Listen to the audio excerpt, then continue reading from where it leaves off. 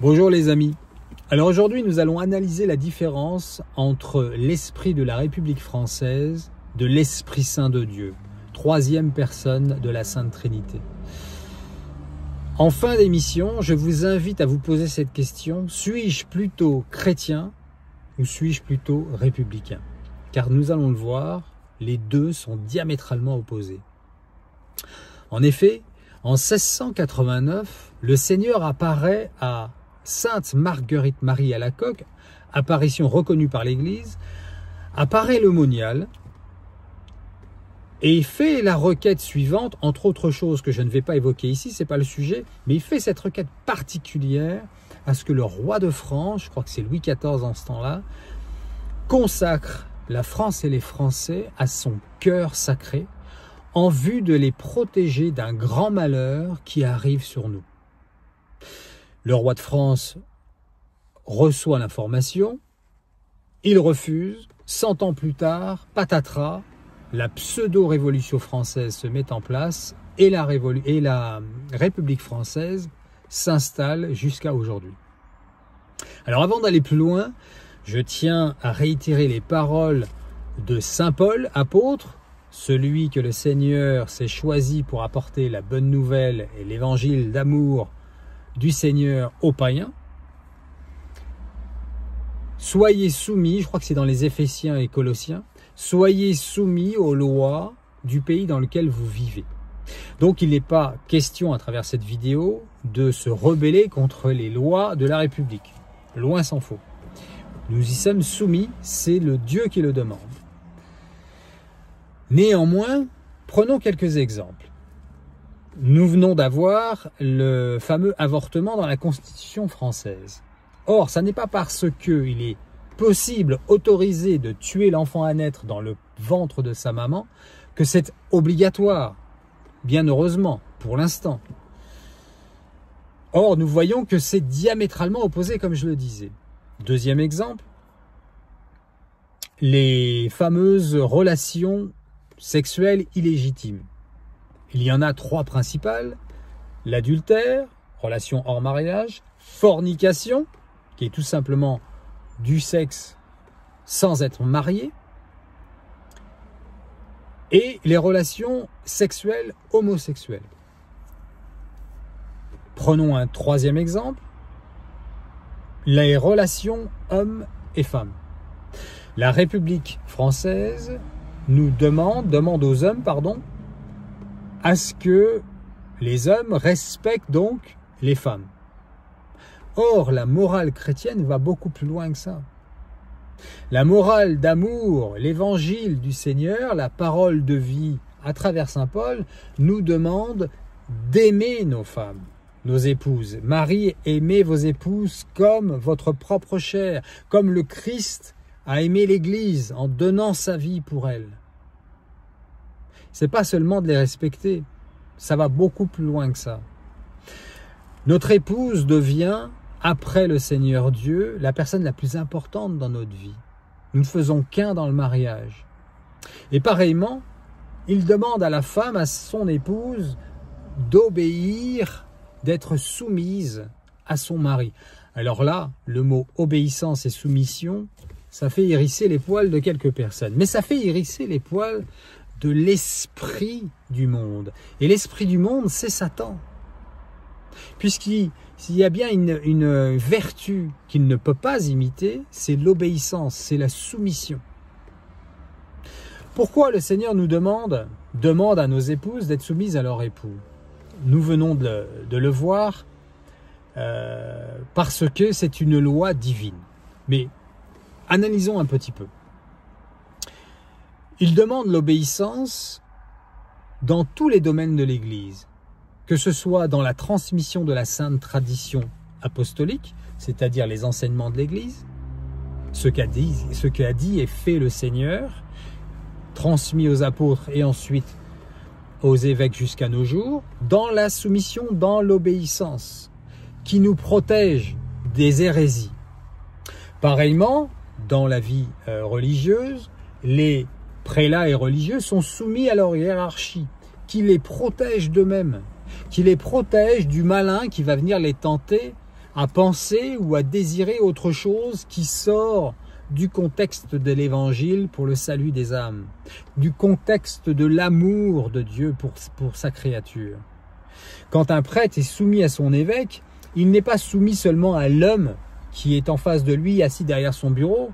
Il est soumis à l'autorité dont jouit l'évêque, qu'il a reçu d'autres évêques cardinaux et du pape, en l'occurrence, qui eux-mêmes l'ont reçu de manière apostolique des apôtres par transmission dans la sainte tradition jusqu'au Christ lui-même. Tout ça nous protège. Donc l'obéissance, c'est la liberté, nous dit saint Padre Pio. Voilà une des raisons pour laquelle il demande aux femmes d'être soumises à leur mari. La deuxième, elle est en concordance avec la première, c'est que la femme, comme nous le savons, et il l'explique aussi, saint Paul, est plus fragile que l'homme. Non seulement physiquement, mais elle est plus émotive. Donc elle a une personnalité qui nécessite d'être protégée. Voilà pourquoi il lui demande aussi d'être soumise à son mari, qui la protège et qui l'aime. Prenons quelques exemples. Je vous invite à regarder ces archives des années 70. Qui commande? Le mari, automatiquement. Vous aimeriez que ça change? Ah non, absolument pas. Il est prépondérant que ce soit le mari qui ait l'autorité pour beaucoup de choses. Il n'y a plus de poids, je pense que ça dépend des caractères, mais je pense que la femme, en principe, doit compter sur quelqu'un de plus fort. Vous pensez que la femme est moins forte? Je pense que le mari est beaucoup plus... Enfin, pour mon cas personnel, je pense que mon mari est beaucoup plus sensé, beaucoup plus pondéré que moi. J'ai plutôt tendance à être beaucoup plus rapide dans le jugement et je pense que c'est lui qui doit avoir le poids, l'autorité, conduire le ménage. Vous travaillez? Non. Je m'occupe de la maison uniquement et de la famille. Il y a le domaine de l'homme qui est réservé à l'homme, puis le domaine de la femme qui est typiquement toujours femme. L'homme est quand même plus fort que la femme, c'est lui qui doit quand même montrer son autorité, la protéger, c'est très idéaliste peut-être ce que je dis, mais en fait, je trouve que c'est comme ça. Que pensez-vous des femmes qui portent la culotte? Ah non, je suis pas d'accord. De toute façon, pour moi, la femme, elle sera physiologiquement toujours dépendante de l'homme. La femme est plus faible que l'homme. Elle sera toujours dépendante d'un homme sur un certain plan. Vous avez Comme on vient de le voir dans cette archive, dans les années 70, au début des années 70, les femmes étaient beaucoup plus proches de l'évangile, de la réalité morale chrétienne qui les protégeait et leur apportait une vie, somme toute, équilibrée et épanouie. Une étude qui a été révélée en 2023 aux États-Unis nous révèle que, dans ces statistiques, que seulement 17% des femmes étaient malheureuses dans les années 50. Alors, il n'est pas question de laisser les 17% de ne pas s'y atteler. Il faut toujours essayer d'améliorer la vie des gens, évidemment. Mais ça démontre aussi que plus de 80% des femmes étaient heureuses dans leur vie de couple et dans leur foyer. Or, ce qui a été fait, c'est que, au détriment des 80% des femmes heureuses et de la sécurité qu'elles trouvaient et de l'épanouissement qu'elles trouvaient avec leur époux à la maison, on a décidé d'émanciper la femme totalement de cette protection à cause des 17% où il y avait un abus. J'ai envie de dire, on a jeté le bébé avec l'eau du bain, carrément. Pour illustrer, prenons un autre exemple. Prenons les statistiques d'accidents mortels dans le monde entier. Il y aurait à peu près 1 ou 2% des accidents mortels dus, écoutez bien, au fait du port de la ceinture de sécurité. Ça veut dire que plus de 98%, 97% des accidents protègent en tout cas les protagonistes avec la ceinture de sécurité, elle protège. Voilà. Et c'est comme si on décidait, ah oui, mais là on a quand même 1 ou 2% de personnes qui meurent à cause de cette ceinture, donc on va la retirer. C'est complètement ubuesque. Vous êtes d'accord, c'est stupide. Et c'est exactement ce qu'on a fait dans la relation de l'homme à la femme en ne prenant comme excuse le pourcentage le plus minime et en criant haut et fort dans les rues et dans les médias et à Hollywood et dans tout ce qui fait du bruit en fait, pour saouler, pour laver le cerveau de la population avec des lois moribondes, cela dit en passant. Et il y a un rouleau compresseur qui s'est mis en place. Et la raison pour laquelle je veux parler un peu de ça, c'est que il faut un peu aussi élever la voix en disant mais ça n'est pas la vérité, sans s'offusquer, sans être émotionnellement rebelle à X ou Y. Disons la vérité. Et c'est notre devoir à nous les chrétiens, de dire que Dieu, dans son évangile et dans ses lois, il protège la femme, il élève l'homme. C'est l'évangile de l'amour, de la vérité.